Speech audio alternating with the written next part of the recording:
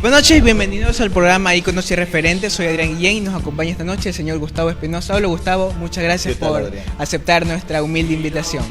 Sí, aquí participando con ustedes, tratando de compartir unos minutos con su teleaudiencia y ayudándoles a ustedes a seguir experimentando más de esto del mundo de la televisión. Sí, queremos saber en la entrevista, más allá del Gustavo Espinosa profesional y que incursiona en el periodismo, cómo es detrás de la cámara, Gustavo Espinosa.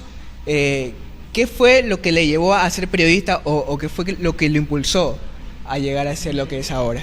A mí me ayudó mucho el hecho de que mi papá fue fundador de Canal 2 TV, luego Ecuavisa, y me llevaba de pequeño. En esa época los canales no eran tan celosos, tampoco tenían tanto personal y podían los trabajadores, empleados, colaboradores llevar a sus hijos en algún horario de sábado, de domingo. También en ese tiempo los canales desechaban muy rápido y regalaban a sus colaboradores equipos, tal vez no una cámara, pero sí micrófonos, y estos elementos estaban en mi casa y podíamos jugar a que éramos cantantes con mis 3 hermanas, a hacer entrevistas entre nosotros. Entonces yo creo que ahí se me fue metiendo el bichito, como se dice, del periodismo, de la televisión. Y luego mi papá también me dio el primer empujón cuando yo estaba en tercer año de la Faxo y me dijo que ya era tiempo de que haga prácticas. En ese tiempo se estudiaba en la Faxo 5 años y comencé justamente haciendo prácticas en Televistazo. ¿Usted cree que tener un familiar en un medio de comunicación influye a que podemos tener más apertura a incursionar en un medio? Influye y ayuda. Mi primer hijo, que tiene 16 años, quiere ser periodista deportivo. Y ayuda porque uno tiene las relaciones, los amigos, como en el caso de mi papá, el entonces jefe de información de Televistazo, ahora director nacional de noticias en TC, en el noticiero, para que me den oportunidad de hacer prácticas. Claro, ya depende de uno que aproveche esas prácticas, no quedándose sentado, contestando un teléfono en la sala de redacción, leyendo un periódico diciendo yo quiero aquí dar a entender que soy ya un periodista, sino tratando de salir con los periodistas que están donde las papas queman, a ver cómo es que se hace una entrevista, a ver cómo es que se hace un stand-up, criollamente llamado pantallazo. ¿Cuántos años de trayectoria? Voy para los 18 años de reportero en febrero que viene y ya cumplí 18 años de incursionar en los medios haciendo prácticas. ¿Cuál fue la noticia que le tocó cubrir y la que más le conmovió en toda su carrera? Bueno, apenas empezaba a ejercer el periodismo en el entonces Telesistema, hoy RTS, igual significa lo mismo, Red Telesistema. Me tocó cubrir el accidente aéreo de este avión de carga que cayó sobre Manta y ver los cuerpos de las personas fallecidas, porque cayó sobre casas, sobre un barrio, La Dolorosa, justamente llamado. Y ver cuerpos de peces de atún de exportación con cuerpos de personas fallecidas que dormían plácidamente cuando el avión les cayó encima. Terriblemente, claro, yo con limitación de recursos, con un camarógrafo, a grabar para regresar volando a Guayaquil para sacar eso en nuestro noticiero de las 10 de la noche, cuando Canal 1, Ecuavisa estaban con satélite y el resto de canales nacionales con microondas. Ok, y la noticia, la más peligrosa, la que quizás pudo haber incursionado en su vida, que le haya provocado un atentado. La noticia más peligrosa que haya estado en peligro su persona. Uno no mide el peligro en ese momento como periodista, ¿no? Incendios, protestas, gases lacrimógenos que pasan zumbando las bombas cerca de la cara o cerca de partes del cuerpo donde puede doler mucho un golpe de una bomba de esas.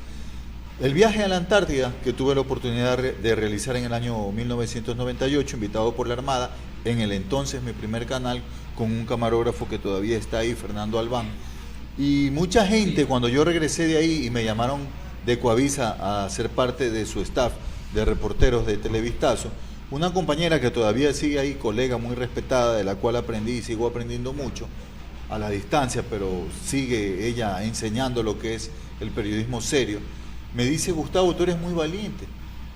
Irte a la Antártida, casado, con un hijo, ella era soltera en esa época, vive con su madre, y realizar un viaje en un barco como el Orión, que ya ese fue su último viaje hacia la Antártida, sigue realizando, es un barco hecho para aguas ecuatoriales. Argentina tiene un rompehielos, Chile tiene un rompehielos, Perú tiene un buque científico con una quilla reforzada en el caso de que se golpee con un hielo. El Orión era una cáscara de huevo en plena península antártica, claro, y en pleno Paso Drake, que es la combinación donde se encuentran el Océano Atlántico y el Pacífico, y es uno de los puntos más difíciles de navegar. Así es. Entonces, cuando ella me dice qué valiente que eres, ahí yo me pongo recién a rebobinar y a darme cuenta y a repasar esas vivencias. Bueno, primero empezó todo como una broma porque se venía el fenómeno del Niño. Okay. A esta época del año 97 ya estaba anunciado, empezaban las entrevistas en el Instituto Oceanográfico de la Armada, INOCAR, y antes el INOCAR y la Armada manejaban esto de las expediciones, ahora las maneja el Instituto Antártico Ecuatoriano, que pertenece al Ministerio de Defensa. Voy con el camarógrafo que nombré a una entrevista al comandante José Olmedo, ya ahorita en retiro, servicio pasivo, y él le dice: comandante, queremos ir a la Antártida. Él sabía que venía una expedición, la 7ª o la 8ª, si no me equivoco. Y yo lo miro a mi camarógrafo y le digo: queremos. Y el comandante se ríe: sí, queremos, y me pega un codazo. ¿En serio quieren ir, Gustavo? Ya, pues ya estaba embarcado, le digo: sí. Embarcado psicológicamente, ¿no?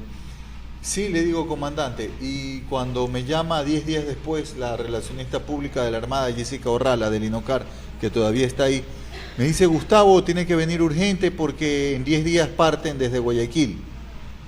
Le digo: ¿y cuánto dura el viaje? 3 meses. Le digo: el canal no me va a dar 3 meses. Ni siquiera un mes querían dar. Claro. Entonces luego la invitación se fue flexibilizando porque partíamos desde Guayaquil, ya no el 10 de diciembre, sino el 3 de enero, vía aérea hasta Santiago, para luego empatarnos con el Orión al sur de Chile, en Punta Arenas. Y así se dio el viaje, gracias a Dios, una experiencia, el primer periodista de televisión en viajar al primero desde Ecuador a la Antártida. Y bueno, luego me secundó Henry Avelino hace 2 años, pero él no fue en barco, fue una aerotransportada, o sea, mucho menos días que la mía. Eso le iba a preguntar, ¿qué tal el viaje? Bueno, el cruce del Paso Drake es una experiencia increíble que para alguien que se marea viajando en carro a la sierra no se la recomiendo. Nos enseñan técnicas de evitar, de manejar las náuseas, de manejar los gases que normalmente tiene el ser humano en su Entonces, cuerpo. ¿hubo preparación previo al viaje? No. Cuando nos embarcamos, sucede que el médico del barco se asombró que mi camarógrafo y yo todavía teníamos apéndice. Todos los que se habían embarcado de ese viaje, como requisito, no tenían que tener apéndice. Y todos tenían. Tenían que tener sus muelas bien calzadas, revisadas, tenían que haber bajado cierta cantidad de peso. Bueno, nosotros nos subimos como estábamos. Y luego en el viaje el médico también iba dando capacitación cuando ya faltaba poco para salir al Paso Drake, y buscar ventilación, buscar sitios abiertos. Parte del mareo es estar encerrado en los camarotes y no saber qué es lo que está pasando, solamente sentir el movimiento. Entonces busca el puente de mando, no la cubierta, porque por la navegación peligrosa también te puedes terminar cayendo al agua, pero sí el puente de mando y cosas así. Y luego sucede que ya uno se vuelve parte también de la marina. Al llegar a la Antártida. Lo bonito es que ya cuando uno sale de los canales del sur de Chile, de Punta Arenas hacia el Paso Drake, y termina este movimiento de 2-3 días del Paso Drake, porque de paso había mal tiempo, vientos fuertes, por lo cual tuvimos que desviarnos a propósito hacia Australia, evitando grandes témpanos de hielo que también se venían de frente. Ya cuando ya íbamos acercándonos a la península antártica, donde está la estación ecuatoriana Teodoro Maldonado, sí, ya uno empieza a ver sobre los témpanos unos pingüinitos. Luego ya empieza a ver las ballenas que uno ve frente a las costas. Las ballenas jorobadas. Las ballenas jorobadas que empiezan su viaje hacia el Ecuador. Así es. En el verano austral. Es formidable luego llegar allá y ver, aquí uno a lo mucho ha visto lobos marinos, en Galápagos allá ver leones marinos, elefantes marinos. En su hábitat natural. Mucho más grandes. Claro. Ya ver aves de rapiña de la Antártida que se comen, da pena, a los pingüinitos. Y bueno, ver cómo hay vida en el Polo Sur. En comparación a Quito, ¿Qué tanto es el frío allá en la Antártida? Bueno, en verano austral y en el tiempo que estuvimos nosotros, enero, febrero, Okay. Que son los meses más calientes, por decirlo así, en la península antártica, la temperatura bajaba en el termómetro a menos 5 grados centígrados, pero con el viento podía bajar a menos 15, a menos 20 la sensibilidad térmica. Estas son unas cosas, los viajes, el tener la oportunidad de conocer lugares que muchos no han tenido la oportunidad. ¿Eso es lo que le gusta más de ser periodista o quizás la materia de información? ¿Le gustan más los viajes o el hecho de informar a la gente? Es que todo va de la mano. A mí me gusta viajar mucho desde que era adolescente, con mis tías, 2 tías solteras que todavía viven, hermanas de mi madre, dentro del Ecuador. Viajé con ellos 2 veces por tierra, desde Ecuador hasta Sao Paulo, cruzando todo el desierto peruano, del litoral peruano, el norte del litoral, también desierto de Chile, Santiago, cruzar el Paso de los Libertadores, la cordillera de los Andes chilena, hacia Argentina, llegar unas veces a Buenos Aires, descender un poco más hacia el sur, o ir ya línea directa desde Mendoza hasta la frontera común entre Uruguay, Argentina y Brasil. Bueno, experiencias formidables. Y ahora en el periodismo, conocer rincones que no había conocido todavía del Ecuador y de Sudamérica y del mundo, puntos que normalmente yo no le dijera a mi esposa. Me da mucha pena decirlo porque me gustó mucho La Paz, me gustó mucho Cochabamba, la segunda o tercera ciudad en importancia de Bolivia, me encantó su gente, pero lamentablemente es un destino poco atractivo turísticamente hablando. ¿Por qué? Yo no le voy a decir a mi esposa, vámonos a La Paz. ¿Por qué? Porque me va a decir, prefiero Lima, prefiero Buenos Aires, Santiago. ¿Qué tiene La Paz que no tenga Sudamérica. Lima y Buenos Aires? Bueno, el Palacio de Gobierno, el Palacio Presidencial de La Paz es pequeño, Okay. es más pequeño que Carondelet.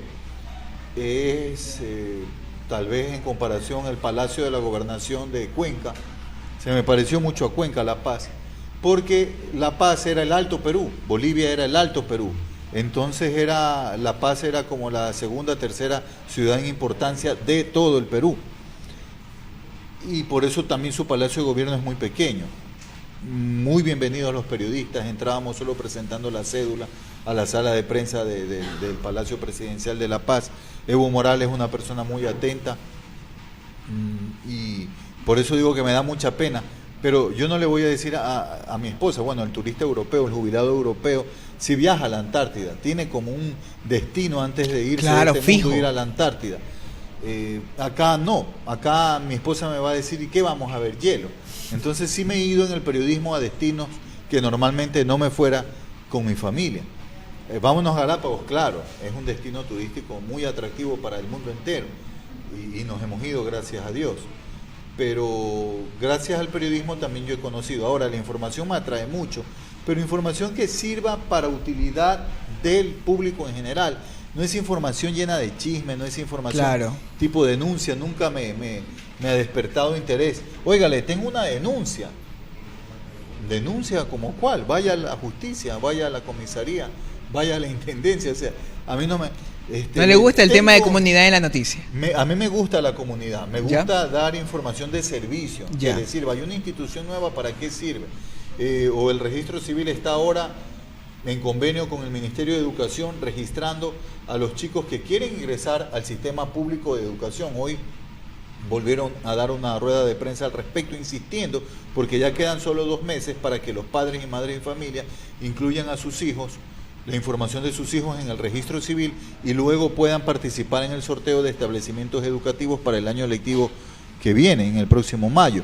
Entonces, recordarle a la gente, bueno, parece que nos están diciendo que cortemos. Así es, vamos a seguir con el tema que nos estaba diciendo Gustavo después del corte. Muchas gracias.